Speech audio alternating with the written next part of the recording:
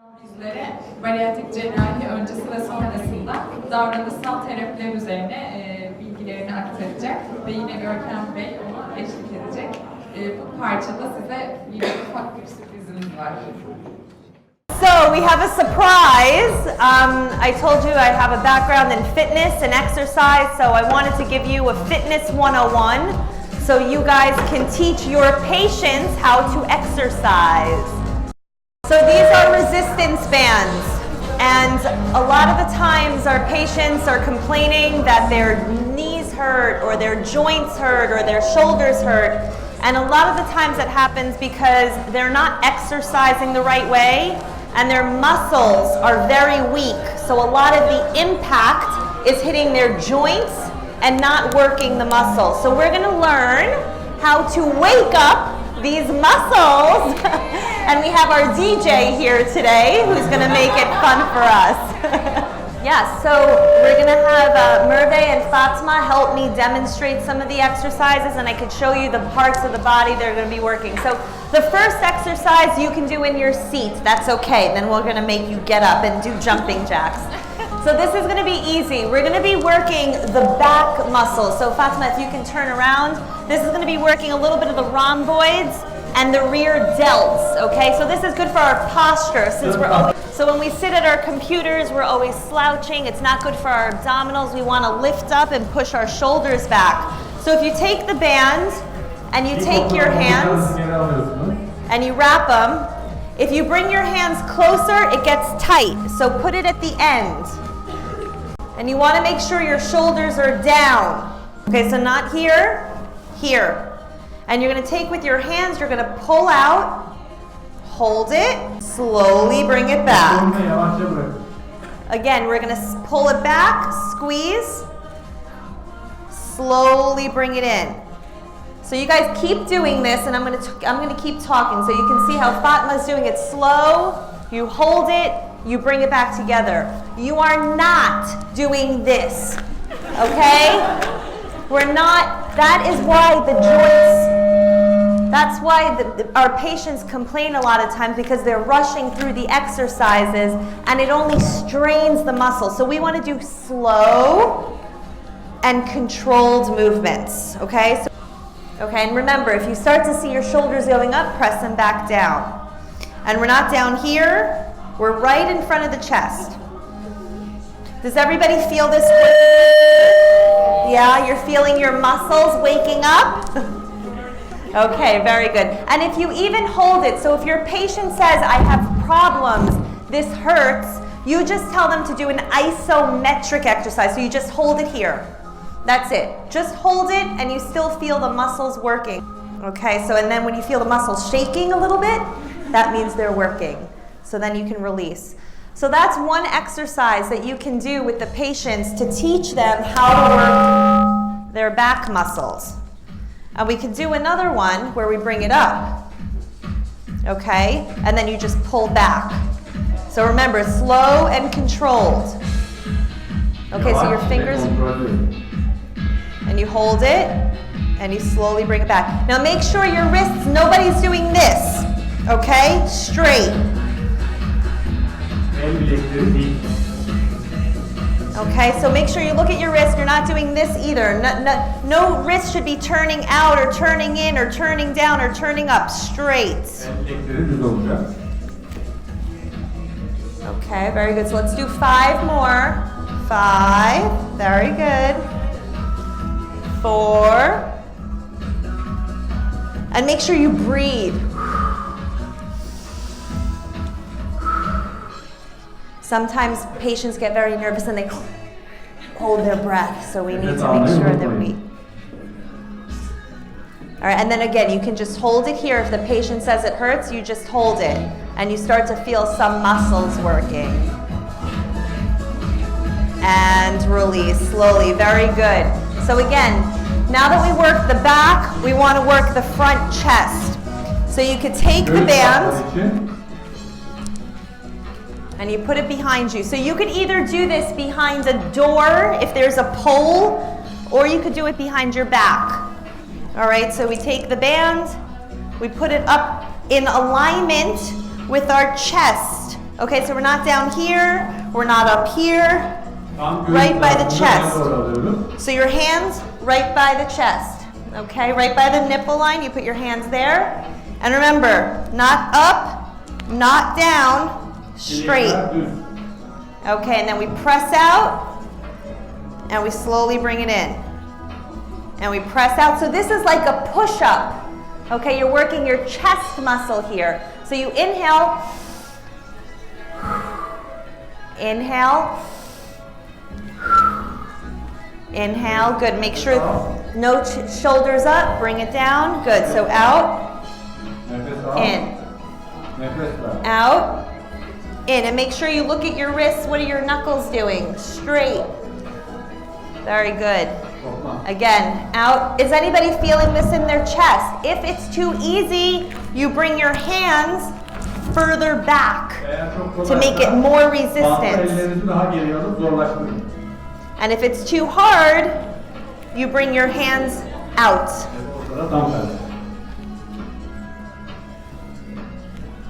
And then if you want to rotate, you bring it out and you do flies. So here you're squeezing the muscle. So for me, it's a little easy. I'm going to bring my hands here, close, open, close, open. So this is the opposite of the other exercise that we were doing. And you could do the same thing. If you don't have the bands, you guys keep going. If you hold straight arms, okay, you can hold dumbbells. Okay, and you can do this lying on your back on the floor, closing and opening. Aynı şeyi dumbbell'larda yerde sırt üstü yatarken de yapabilirsiniz eğer bu esnek bandınız yoksa. Okay, the next exercise, you might need to stand up for this. Lütfen ayağa kalkalım. And we're going to work the bicep muscle, so this muscle right here in the arm. And you take one foot and you hold the band by your side. All right, and this might be a little hard because the bands are a little short. So you might need to hold the end. Okay. And then you slowly curl up. Slowly let it down. Again, curl up. So remember, it's not here. Okay, thumbs up. Thumbs up to the ceiling. Curl up. Very good. Slowly bring it down. Thumbs up. Slowly bring it down. Very good. Thumbs up. And no swaying. It's not this. Okay, this is not for your biceps. It's curl. Hold. Slowly bring it down. Everybody feeling their muscles working? It's shaking a little bit? That means they're alive. Again, exhale, so you breathe out. Breathe in. Breathe in. It's very important that you get oxygen to the brain. Okay, and then you could also always do, if you wanted, one arm at a time. But remember, we're not going up and down. Not this.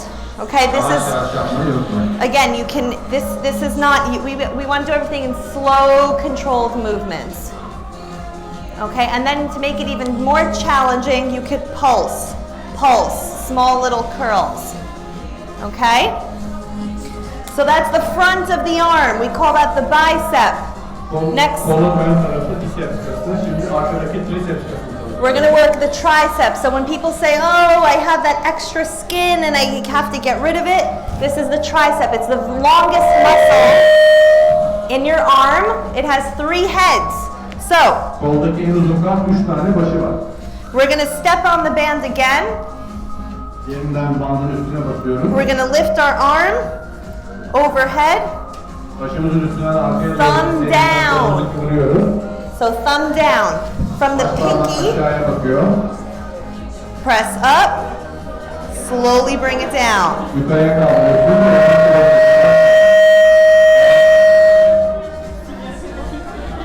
So arm up. And remember, all the bands are different resistance, so for some of you it might be easy, for some it might be hard. Tüm masların direnci farklı olduğu için bazıları için zor, bazıları için kolay olabilir. To make it easier, go at the end. To make it harder, you come down here. Daha zorlaştırmak için ucundan değil daha aşağı tarafından tutarsanız amacınıza ulaşır. So the muscle is working when you slowly lower it. You don't want this to happen. Öyle istemiyorum. Don't let that happen because that can also snap. And then let's do the other arm for good luck. Thank God we only have two. So same thing, other side, you step on the band, you bring the elbow up, Aynı thumb şeyi diğer down, koluna tekrarlıyoruz. and you go up. Slowly bring it down. Elbow up. You're not here. Not here. Up. Press it up. Slowly bring it down. Press it up. Slowly bring it down.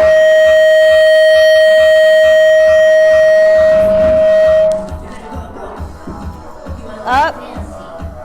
Slowly bring it down. 3 more. 2 more. 1 more. And then again, you could pulse. So again, you can pulse it, little movements. Everybody feel their arms? You're going to be nice and strong tomorrow. All right, next, we're going to take it to the lower body, our legs. All right, so we're going to take the band. We're going to step. This is going to take 2. Oh, if I could do this with heels. All right. So both feet, hands up to the hips. We're going to work the side of our legs. So we're going to step. So what? Make sure you have some room to the side. He's going to step 1, together. Step, together. Step, together. Step, together. And then you go to the other side. So we're going to step, together. Step, together. Is everybody feeling this on the side of their legs? Yeah? Step. The bigger the step, the more work you do. So take a big step. So it's not like this, no little steps. Big. And don't sway. Yes, very robotic, okay? And a little bend in the knees. Step over, together, over, together, over, together. We got it? We could do that? Okay, 1 more. So this is a very versatile band. You're going to make a knot. Okay, and then there's a few exercises we can do with this. We're going to take it back up to the upper body. So if you make it very small, it's going to be hard. I'm going to make mine a little looser. All right, and then what you're going to do, this is still working your back.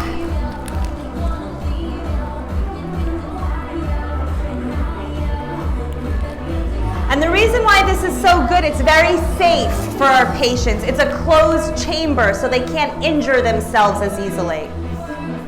So from here, out, in, out, in, out, in, out, in. So that's similar to what we did before. And then you can also flip the hands. So forward, so they could be up, they could be down, they could be open and supine. And that's all hitting different parts of our muscles in the shoulders. Okay, next we're taking it back to the lower body. So you're going to step into this. Okay. I have half an hour left? Okay. All right. So what you want to do here, it's important. We're going to hold on to something. So if you have a chair in front of you, you're going to lift up and down. Up and down. Up. And you could do this also on the floor, okay? So if you want, you could lie on the side. But I know we're all dressed very fancy here today. We're going to just kick it out, but make sure you're holding on to something, because if you're leaning this way, it's not going to work, okay? Straight, press it out, bring it, and then there's different angles you can hit to hit the glute muscle, so you can go backwards also, kick it back. So if you have nobody in back of you, just try and wake up the other muscles. You can go to the side, you can go diagonal, and you can go straight back. Okay, and then you can switch to the other leg. Side, straight back, or diagonal. I was so strong, I opened it. Okay, so these are a few different exercises that you can show your patients. Oh, and I have one more for good luck. We're gonna do shoulders. What you can do here, if you want to do one arm at a time, again, there's so many different things that you guys can do with this. Very cheap, very easy to take around. If they're going on vacation, they could keep it in their office at their desk. So for the shoulder, again, what we want to do is just lift straight up and slowly bring it down. Lift straight up. Slowly bring it down. And yeah, be careful it doesn't snap you in the face. So remember, thumbs up, slowly bring it up. And you don't have to come up here. Higher doesn't mean better. You want to keep it 90-degree angle with the floor. Because even this, you're feeling? And then you slowly bring it down. And you can do the same thing on the other arm. We're going to step on the band. We're going to slowly bring it up. And you could even bring it to the side, so diagonal. Okay, but remember, straight arms. So nobody should be, no bending. No bending. Good, to the side. And you could even bring it laterally to the side. And these are all very different. There's a lot of different exercises you can do with these bands. A lot of the times I tell my patients, go and buy this band. Like if I don't have time, we're very food focused.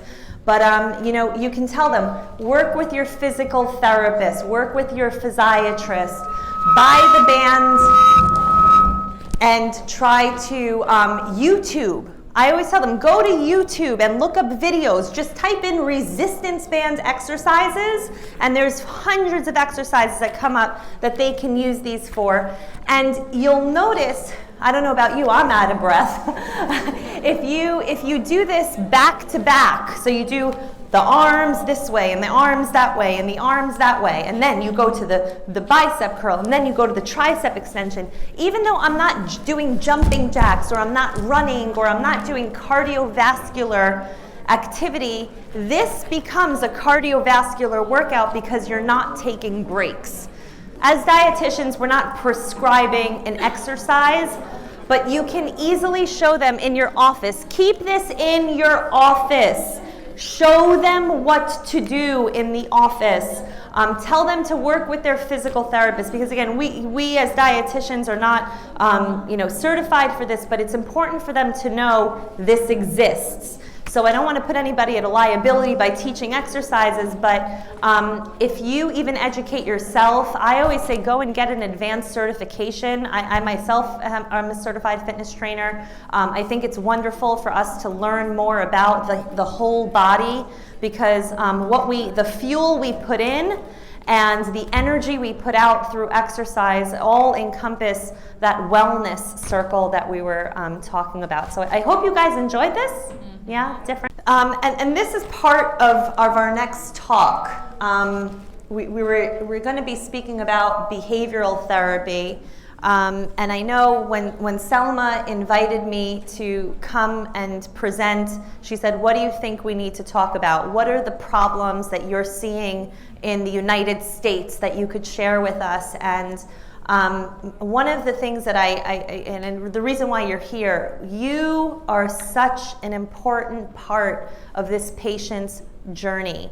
A lot of the times, and it's not to say the surgery doesn't work, I believe in the surgery, but it is just a tool. okay? It is just a tool, and the patient needs to learn how to work with their tool and how to live with their tool. The dietitian I am today is very different than the dietitian I was 10 years ago, because the patients have the surgery and they're not hungry. Again, the area where the stomach holds hunger hormones, ghrelin, is removed, and they don't think they need to eat. They're not hungry, so they don't eat, and they lose weight, and they're very happy, and they don't think they need to come see you because they're losing weight, and in their mind, that was the goal. But the question is, what do we do 1 year after surgery when the hunger starts to come back? And what do we do when life happens and that magic has worn off? So they're going to come back to you when they start to see changes happening, and they're going to say, what do? I was eating this much food and now it doesn't fill me up and I'm still hungry. So it's our job. I created these 10 rules for my patients, and when we go over these rules, it helps them refocus.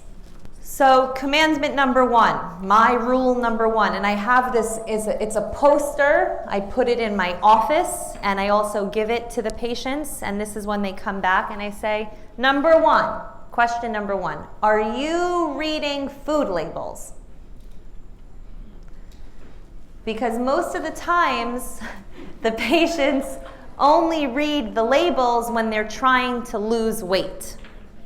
But what we're here is we're trying to have them read a food label always. You're not here to lose weight.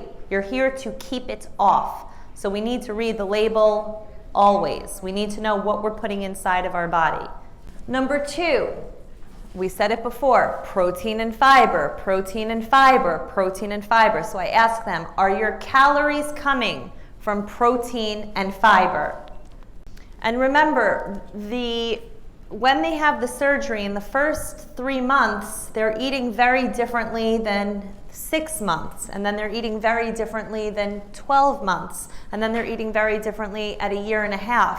So in the beginning, they're probably only getting in about 500 to 600 calories. It's very, very low.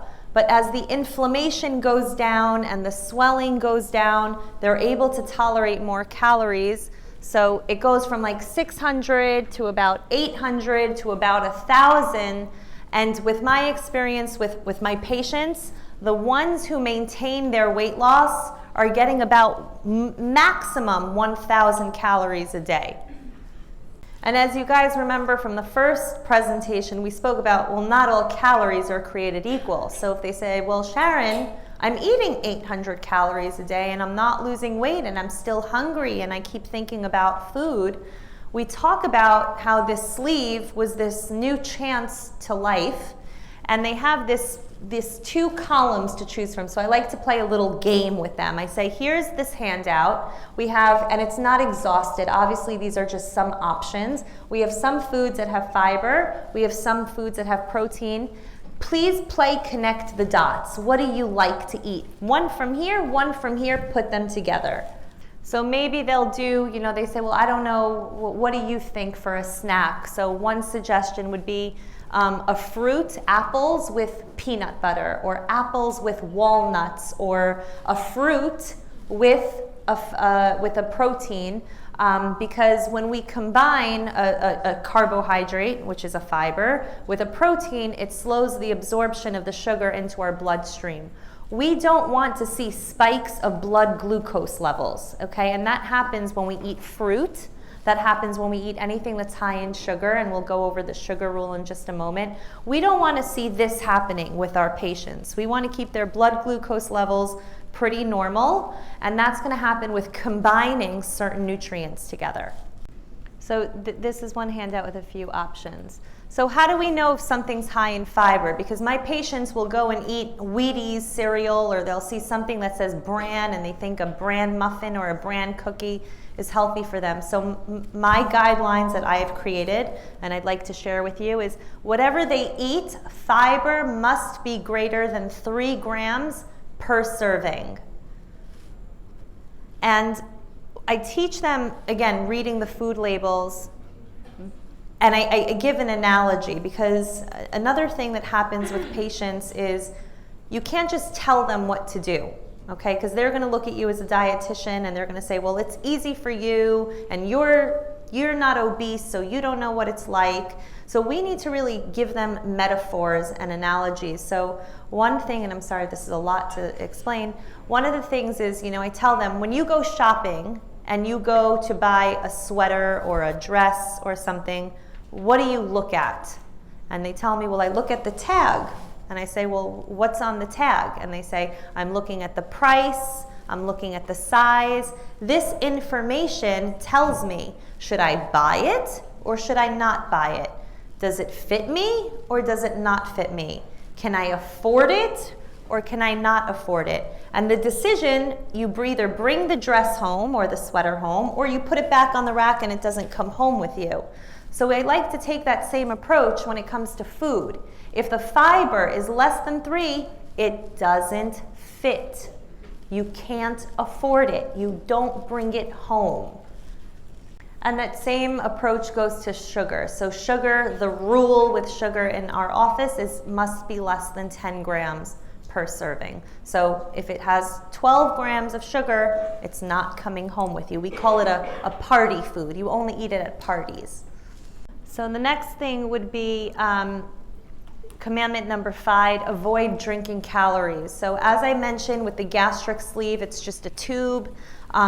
Liquid beverages that are high in sugar go right through the sleeve. They don't sit in the stomach to keep the patients full. It doesn't expand. So if it goes through, those calories are absorbed. They're empty calories. There's no protein. There's no fiber. They get stored as fat. So we really try to avoid empty calories, and that means juice. That means alcohol. And remember, patients can't really tolerate carbonated beverages, so no soda. Then the next one, avoid asking yourself, what do I feel like eating? A lot of the times the patients say, well, what do you feel like having for breakfast? Or what do you feel like having for lunch or dinner? And a lot of the times those are based on our emotions. So always remember protein and fiber at every meal, for breakfast, for lunch, and for dinner. Number 7, minimize long hours without eating. So I try to tell my patients, try not to skip meals, because if you skip a meal, you're going to be hungry later in the day and you tend to eat more. And with a tight sleeve, there's no room to make up for that, because if they get full or stuffed, they won't be able to get the proper calories in at certain times of the day. There's no making up for it later. And then number 8, be a mindful eater. So think before you eat. Are you tired? Are you hungry? Are you bored? Are you happy? These are things we tend to associate with food. We associate food with every feeling. So now we need to be a little bit more mindful of our choices, and we're going to do a mindful eating technique. We have another surprise for you later. And of course, number 9, eat in the following order to stay full. So this is a big thing with our bariatric patients. We always try to get them to eat their protein first, their vegetables second, and then their starch, which again, for some people who, you said from the area you come from, you have bread. I'm not here to say anything is forbidden, okay? So when we have these rules, I call it the 80-20 rule. 80% of the time you follow these commandments, 20% of the time you live your life and you enjoy. Food is a part of our enjoyment. So that 20%, whenever you have the starch or the cookie or any of the foods that we want to limit, you have it, but you do it at the end of the meal. So protein first, vegetables second, and then party food last. And of course, the last commandment was exercise, which I tried to teach you today. A lot of the times when somebody loses weight, whether it's through weight loss surgery or restrictive dieting, their metabolism slows down. When your metabolism slows down, it's going to be very, very difficult to continue losing weight. So your body goes into this defense mode. The only way you keep your metabolism elevated is by building lean muscle. So that's why we want to do a lot of resistance training, which is what we taught you today. So once we go through the 10 commandments of eating and they understand a little bit more what they should do and what they need to improve on, I try to give them some accountability, give them more responsibility. So For some patients, I may say, you know, why don't you start taking pictures? Everybody has a phone now. Everybody has a camera. So they could tell me what they're eating, but it may not be the same as what I'm interpreting. So when I get to see a photo of what they eat, they take a photo and they email it to me or they WhatsApp me, whatever way you feel comfortable, you get a better idea of what they're doing. So photos can be a good way for the patients to communicate that to you. And sometimes when the patient regains weight or they lost touch with you, they might feel ashamed to come back. They might feel very embarrassed and uncomfortable to sit with you because they just think that they failed. And you know, we could be very, very nice, but they are going to interpret us the way they want to. I always say, you know what, you don't have to come and see me, but we have support groups. Come to a support group, speak to another patient, talk to them. What was their experience when they regained the weight? What are you guys going through so you can share your stories together? In the digital era that we live in, you know, if they can't come to the office, I work in New York City. I hope all of you come and visit one day. It's a hub. Everybody lives far away. They don't live down the street, so they may not be able to make it to the support group. So I have a private Facebook group online. So we have an online support group so the patients can share information. I upload articles, we share little videos, and then the patients also communicate with each other in this closed private group, because some patients don't share their weight loss surgery with family members and their Facebook friends, so we keep it a private group. Some other little tips to review with them if we start to see some weight regain or they're having some trouble or just need a refresher. Number one, are they still emotional eating? Okay, is there something else going on in their life? Did they go through a new job, something that changed in their relationship? Did they move to a new place? So what's going on in their life? And if I can't help them, then I may refer them to a psychologist or a social worker to go over the emotional part. And then we spoke about, eating slow and chewing well. There's some people who just, for 30 years, they just eat very, very fast. The surgery doesn't change their brain. So I tell them, buy baby utensils or use chopsticks, put the fork down and look at the clock and make sure 30 seconds goes by before you take the next bite. And then we use the ruler scale, 1 to 10. On a level of 1 to 10, how are you feeling? 1 being very, very hungry, 10 being very full. I'll ask them some foods. Do you feel 1 or 10 when you eat this? When you, wake up in the morning and are you hungry or are you, not so hungry? So using this metric can help us have that conversation.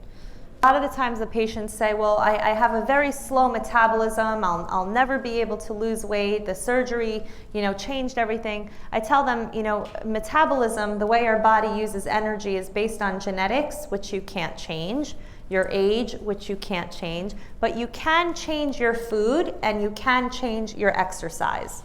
So they do have control over that.